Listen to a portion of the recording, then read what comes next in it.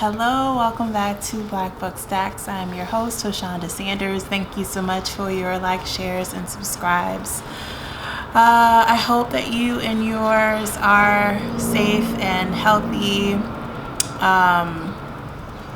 I think it's a weird thing to be someone who really loves reading and books and solitude, to then be thrust into a pandemic where people are really frightened, and understandably so, and also looking to fill time in some cases. And so we are now in Poetry Month, so happy Poetry Month. I wanted to do a quick March wrap up of what I read, because I did some reading, some about the pandemic, so things like Severance, which ultimately I thought was fine. It had some really lovely passages, and because I love writing about New York, because I'm from here, I really enjoyed a lot of what Ling Ma wrote about New York in a sort of post-apocalyptic way. But I also finished reading this really beautiful book called Sharks in the Time of Saviors. I can't remember if I said anything about it on this channel, but it is this really beautiful multi-generational story of that weaves kind of legends of ancient Hawaiian gods in with this kind of family saga, and it's just really, really lovely. It's by Kawai Strong Washburn. I think the New York Times has posted an excerpt of it, so I highly encourage you to read it, and if you like it, you should probably check it out. But I think this just came out, scheduled to come out, I think at the end of March, and it was just published. I really enjoyed it, in part because I really enjoy stories that are about mythology and about faith and hope, and kind of how individuals are affected, but how those individuals' lives then come to bear on the people that they're close to. So that was a really good read.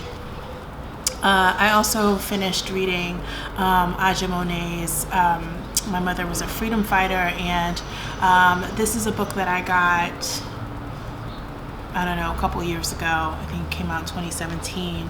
I really believe that poetry is a beautiful distillation of experience, which is something actually that Audre Lorde was writing about. And I went back, of course, to Sister Outsider, and was reading a passage just recently about from her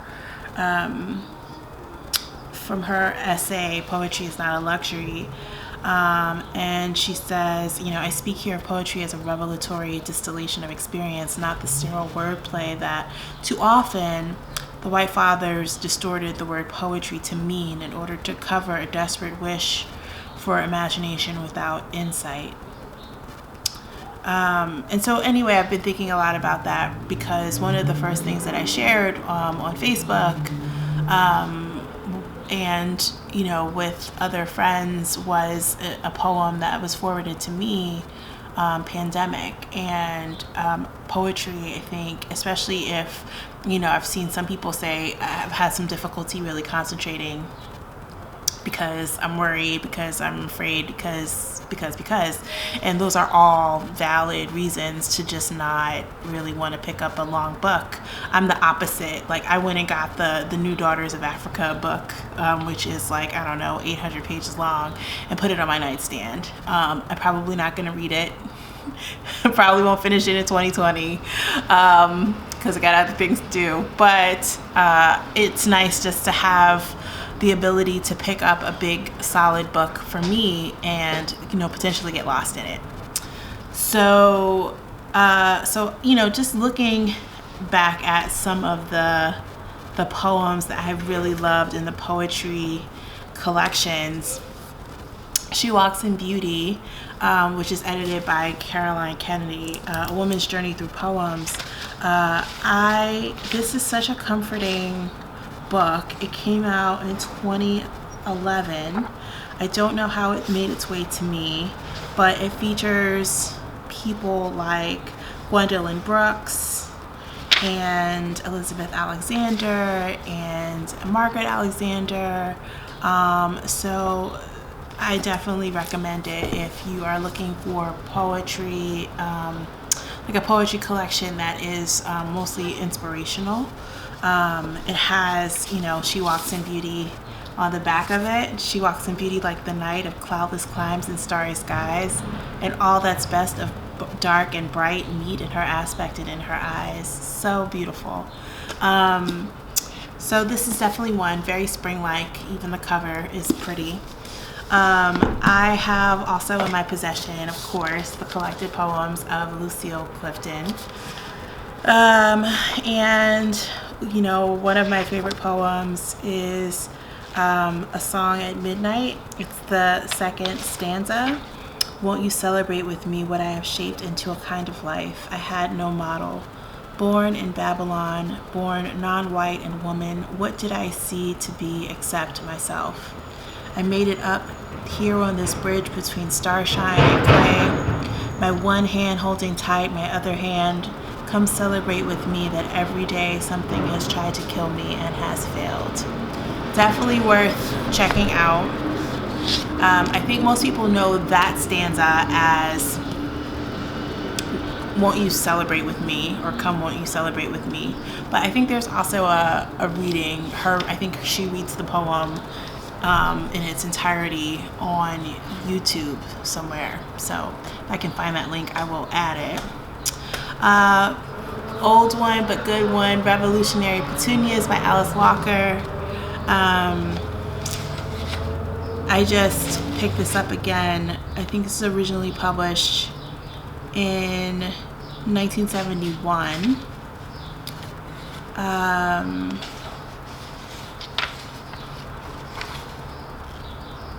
And here, I don't know, there's so much goodness to start from, but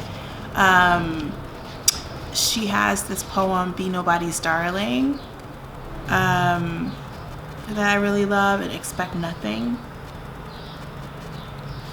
And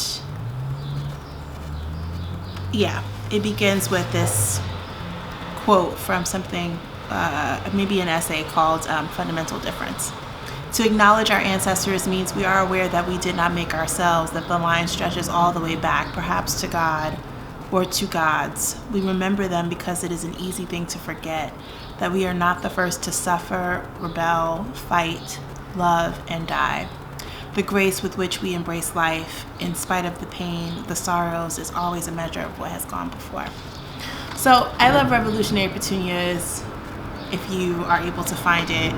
Another poetry fave, and then I will wrap this up, is Sister Love, and these are letters from Audre Lorde, or between Audre Lorde and Pat Parker, two amazing poets and activists, very much alive through the 80s, very active in the 70s. Some of my very favorites, there's a letter from I think Audre Lorde to Pat. I'm not sure if they both were sick at this point, but I think they may have both been suffering from cancer. Here is what Audre Lorde says. Things you must beware of right now. A year seems like a lot of time now at this end. It isn't. It took me 3 years to reclaim my full flow. Don't lose your sense of urgency on the one hand. On the other, don't be too hard on yourself or expect too much. Beware the terror of not producing. Beware the urge to justify your decision. Watch out for this kitchen sink and the plumbing and that painting that always needed to be done.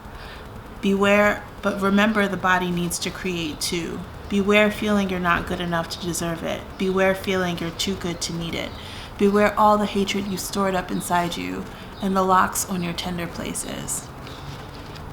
So I think those are really helpful reminders for this time, right? That we can distract ourselves out of feeling what we feel, but there's also value, a measure of value in remembering to also tend to your tender places. Okay, so what I am planning to read soon, speaking of poetry, includes my friend Kay's book, More Than Organs, and they are just an amazing poet. They also published When the Chant Comes. I think that was a couple years ago. Yeah, I'm going to read this in April. Also by a friend, How We Show Up, Reclaiming Family, Friendship, and Community by Mia Birdsong. She is a Fresh Speaker. Shout out to my Fresh Speakers fam. And I started reading it already. It's pretty good. I love just the commitment to rethinking how we navigate community in spite of patriarchy and capitalism and other things that kind of seek to separate us. And yeah, so I'm really looking forward to continuing to read that. And I got this in the mail of The Seed of Compassion. It's the Dalai Lama's children's book. I'm super excited to dig in. It's just so sweet looking, you know. So I'm kind of saving it.